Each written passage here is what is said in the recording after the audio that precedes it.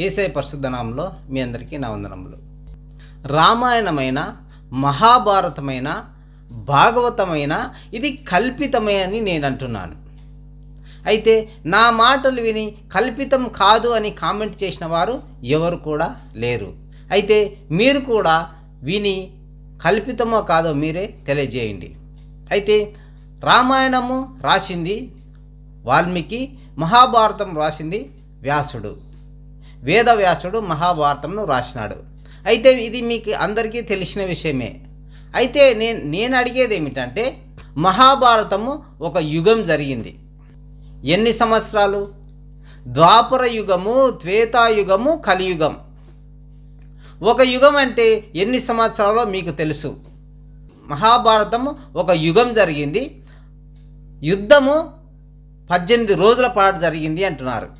మహాభారతము భారతదేశానికి సంబంధించినదే కానీ ఇతర ఏ దేశాలకు సంబంధించినది కాదు. అయితే ఈ భారతదేశంలో ఒక యుగం అంతా అన్నదమ్ములు కొట్లాడుకుంటున్నారు. అంటే అన్నదమ్ములు ఎవరు? కౌరవులు, పాండవులు కొట్లాడుకుంటున్నారు. మరి కౌరవులు, పాండవులు అన్నదమ్ములు కొట్లాడుకుంటుంటే పక్క దేశాలకు చులకన కాదా? అది ద్వాపర యుగమైనా, త్రేతాయుగమైనా, ఏ యుగమైనా కావచ్చు. ఈ అన్నదమ్ముల మధ్య కొట్లాటలు చూసుకొని చుట్టుపక్కల దేశాల వాళ్ళు, చుట్టుపక్కల రాజ్యాల వాళ్ళు, చుట్టుపక్కల 9 దేశాలు ఉన్నాయి. చైనా ఉంది పక్క దేశం, 100 కోట్ల జనాభా కలిగిన దేశం, పైగా కలిగిన దేశం. ఆ తర్వాత నేపాల్ ఉంది, భూటాన్ ఉంది, దక్షిణ పక్క శ్రీలంక ఉంది. నిజంగా ఆ మహాభారత కాలంలో మనుషులు అనేవారు ఉంటే చుట్టుపక్కల దేశాలు ఖచ్చితంగా ఉంటాయి. అయితే ఈ ప్రపంచం అనేది భారతదేశానికి మాత్రమే పరిమితం కాదు. భారతదేశంలోనే కౌరవులకు, పాండవులకు మధ్య యుద్ధం జరిగింది అని మనం అనుకోవడము ఎంత జ్ఞానమో మనకి అర్థమవుతుంది. అయితే ఇది భారతదేశానికి సంబంధించినది అయితే చుట్టుపక్కల ఏ దేశము లేదు, చుట్టుపక్కల మనుషులు అనేవారే లేరు, చుట్టుపక్కల మానవ జన్మే లేదు. మీరు చెప్పే విధానం అయితే మానవ జన్మ ఖచ్చితంగా ఉంటే ఒక యుగం అంతా ఏదో ఒక దేశం ఎప్పుడొకపారి దండెత్తి వచ్చేది. ఎప్పుడొకపారి కనీసం ఒక్కసారైనా దండెత్తడానికి వచ్చినాయా? అయితే మీ భాగవతంలో కావచ్చు, విష్ణు పురాణంలో కావచ్చు, శివపురాణంలో కావచ్చు, ఏ పురాణమైనా తీసుకోండి. ఆ పురాణాల్లో ఇతర దేశాలకు సంబంధించిన ఆనవాళ్ళు ఎక్కడైనా కనబడుతున్నాయా? ఇతర దేశాల ఆనవాళ్ళు ఉన్నాయా లేదా మనము గ్రహించాలి సహోదరుడా, సహోదరి. మహాభారతంలో ఎక్కడ ఇతర దేశాల ప్రస్తావన ఉండదు. అయితే ఆ కాలంలో మానవులు కూడా లేరు. మరి మానవులు లేనప్పుడు జరిగింది సత్యమో అసత్యమో మనమే గ్రహించుకోవాలి. మహాభారతం జరిగే సమయంలో ఒక యుగం వల్ల ముస్లిం జాతి అనేది ఎక్కడి నుంచి వచ్చింది? ముస్లిం ఇప్పుడున్న కాలంలో 3 మతాలు ఖచ్చితంగా మనకు కనబడతాయి. ఒకటి ముస్లిమ్స్, రెండవది క్రిస్టియన్స్, మూడవది హిందువులు. అంటే ఈ 3 మతాలు ఖచ్చితంగా భారతదేశంలో ఉన్నాయి. విష్ణు పురాణం చూసుకో, శివపురాణం చూసుకో, గరుడ పురాణం చూసుకో, ఏ పురాణం అన్నా చూసుకో. ముస్లిం జాతి ఎక్కడి నుండి వచ్చింది? ముస్లింల దేవుడు ఎక్కడి నుండి వచ్చినాడు? ముస్లింలకు సంబంధించిన ఆధారాలు మీ మీ మీ పుస్తకాల్లో ఉంటున్నాయా? అయితే ముస్లింలు అనేవారు లేరు. మనుషులు అనేవారు పుట్టకముందు ఇది జరిగిందంటారేమో. మనుషులు అనేవారు పుట్టకముందు ఇది జరిగింటే ఇది సత్యమో అసత్యమో మనము గ్రహించాలి. ఎందుకంటే మనం చూడలేదు. మహాభారతం జరుగుతున్నంత కాలము ఆ త్రేతాయుగంలో ఒక మనిషి అన్నవాడు కనపడాడు. దేవతలు, రాక్షసులు తప్ప ఒక మనుషుడు ఒక్కడు కూడా కనపడాడు. ఒక కుంటివాడు కనపడ్డాడు, ఒక గుడ్డివాడు కనపడ్డాడు, ఒక మూగవాడు కనపడ్డు, ఒక చోటివాడు కనపడ్డు, ఒక అంగవిహీనుడు కనపడితే మనిషి జాతి అనేది ఆ మహాభారతంలో ఎక్కడా కనపడదు. దేవతలు, రాక్షసులు, కారణ జన్ములు, వరాల చేత పుట్టినవారు, శపింపబడి మళ్ళీ తిరిగి పుట్టినవారు ఇలాగే ఉంటాయి తప్ప మానవ జన్మ అనేది, మనిషి జన్మ అనేది మహాభారతంలో ఎక్కడా కనపడదు. సహోదరుడా, సహోదరి ఆలోచించాలా. అదే రామాయణం చూసుకో.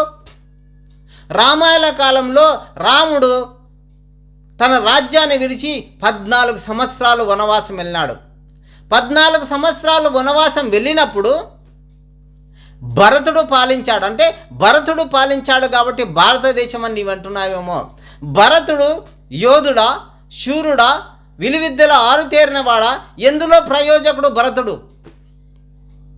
అయితే భరతుడు అన్న చెప్పులు తీసుకొని ఆ రాజ్యం మీనబెట్టి పరిపాలన చేసినాడు అంటున్నారు. మరి రాజు లేని రాజ్యము ఇతర దేశాలకు చులకన కాదా?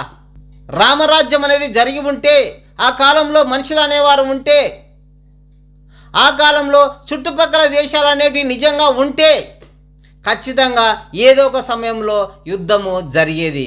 ఏదో ఒక సమయంలో యుద్ధ ఆలోచనలు, యుద్ధ తలంపులు ఖచ్చితంగా వచ్చేటి. మరి చుట్టుపక్కల దేశాలు ఎందుకు యుద్ధానికి రాలేదు?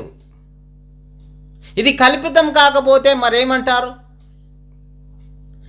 అయితే ఈ రామాయణంలో ఎక్కడా కానీ ఒక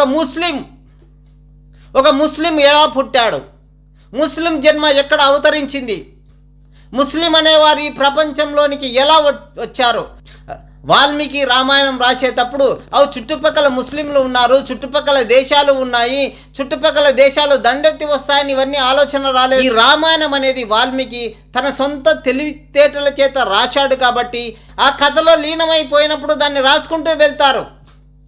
అందుకే ఇది కల్పిత కథగా మనము పరిగణించవచ్చు. ఎందుకంటే ముస్లింలకు అసలు పునాది ఎక్కడ పడింది,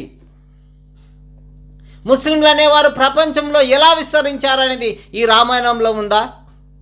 రాముడు తిరిగి రాజ్యానికి వచ్చి 14,000 సంవత్సరాలు పరిపాలించినప్పుడు ఒక్కసారైనా ఇతర దేశాల వాళ్ళు దండెత్తి వచ్చారా? ఇతర దేశాల వాళ్ళు ఉన్నారా? అసలు ఉన్నారా? ఈ ప్రపంచంలో మనుషులు అనేవారే లేరా? రామాయణము, భారతం తప్ప వేరే మనుషులు అనేవాళ్ళు మీరు చెప్పే లెక్క ప్రకారము ప్రపంచంలో మనుషులు అనేవారు లేనే లేరు. అయితే అదే బైబిల్ ప్రకారం చూసుకుంటే ఆదికాండము 10వ అధ్యాయం నుంచి 17వ వచనం వరకు చదువుకుంటే ఇక్కడ ముస్లిం సంతతి ఎక్కడి నుండి వచ్చింది? అబ్రహాము భార్య అయిన శారా, ఆమెకు పిల్లలు లేకపోతే ఆమె తన దాసి అయిన హాగర్ను కూడమంది. ఆ హాగర్ని ఎప్పుడైతే అబ్రహాము కూడినాడో ఆమెకు ఒక సంతానం పుట్టినాడు. ఈ సంతానమే ఇస్మాయేల్గా పరిగణించబడుతుంది.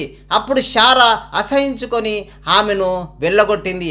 అయితే అప్పుడు యెహోవా దూత ఆమెకు ప్రత్యక్షమై, హాగరు ఎక్కడికి వెళుచున్నావు? నిశ్చయంగా నీకొక కుమారుడు కలుగును, అతనికి నీవు ఇష్మాయేలు అని పేరు పెట్టుదువు. అతని చేతులు అందరి చేతులకు విరోధంగా ఉంటాయి. మనము కుడి పక్క నుంచి రాసుకుంటూ పోతే వాళ్ళు ఎడమ పక్క నుంచి రాసుకుంటూ వస్తారు. అందుకే అతని చేతులు మీ చేతులకు విరోధంగా ఉంటుందని వాక్యంలో రాయబడింది. అయితే యెహోవా దూత నీ సంతానమును బహు విస్తారంగా చేస్తాను. బైబిల్లో ముస్లిములు ఎలా పుట్టారనేది ఉంది సహోదరుడా. ముస్లిములు ఎక్కడ పుట్టారు, ముస్లింలకు పునాది ఎక్కడ ఉంది, ముస్లింలకు బీజం ఎక్కడ పడిందని ఆదికాండము 16వ అధ్యాయం నుంచి 17వ వచనం వరకు ముస్లింలకు బీజం అక్కడ పడింది. బైబిల్ గ్రంథంలో ముస్లిము ఎక్కడి నుంచి వచ్చినారో రాయబడింది. బైబిల్ గ్రంథంలో లేని దేశం అంటూ లేదు. బైబిల్ గ్రంథంలో చుట్టుపక్కల ప్రతి దేశము ఉంది. ఒక సిరియా కావచ్చు, ఒక ఆఫ్ఘనిస్తాన్ కావచ్చు, ఒక దక్షిణ కొరియా కావచ్చు, ఒక ఉత్తర కొరియా కావచ్చు, ఒక ఈజిప్ట్ కావచ్చు, ప్రతి దేశము, ఒక ఇటలీ కావచ్చు, ఏ దేశమైనా బైబిల్లో ఖచ్చితంగా రాయబడింది సహోదరుడా. ఎందుకంటే బైబిల్ చారిత్రాత్మక ఆధారంగా రాయబడింది. బైబిల్ రాయబడిన ప్రకారము బైబిల్లో ఎంతోమంది రాజులు దండెత్తి వచ్చినారు. ఈజిప్టులు వచ్చినారు, ఐగుప్తీయులు వచ్చినారు, సిరియన్లు వచ్చినారు, ఇటలీ ప్రజలు వచ్చినారు, ముస్లిం ప్రజలు వచ్చినారు దండెత్తనికి. అయితే అన్ని జాతుల వారు ఇజ్రాయేల్ ప్రజల మీదకి దండెత్తి వచ్చినారని రాయబడిన సహోదరుడా.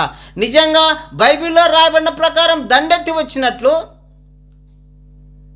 విష్ణు పురాణం కానీ, గరుడ పురాణం కానీ, రామాయణం కానీ, మహాభారతంలో కానీ ఇలా దండెత్తి వచ్చినట్లు రాయబడిందా? ఏ దేశమైనా భారతదేశం మీదకి దండెత్తి వచ్చినట్లు రాయబడిందా?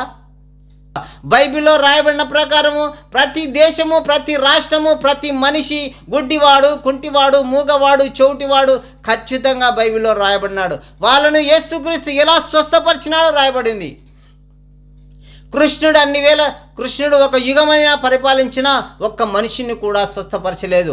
రాముడు అన్ని వేల సంవత్సరాలు పరిపాలించిన ఒక్కరిని కూడా స్వస్థపరచలేదు. ఈ దేవతలు దేవుళ్ళు అనబడేవారు ప్రపంచంలో ఎక్కడ ఏ మనిషిని స్వస్థతపరచలేదు.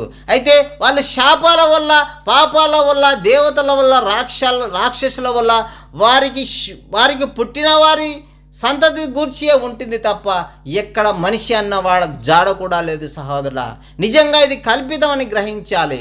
సత్యమేమిటో మీరు తెలుసుకొని మనోనేత్రం వెలిగింపబడి జీవించాలని యేసే పరిశుద్ధ నామములో ప్రేమతో మిమ్మల్ని వేడుకుంటున్నాను. ఆమేన్.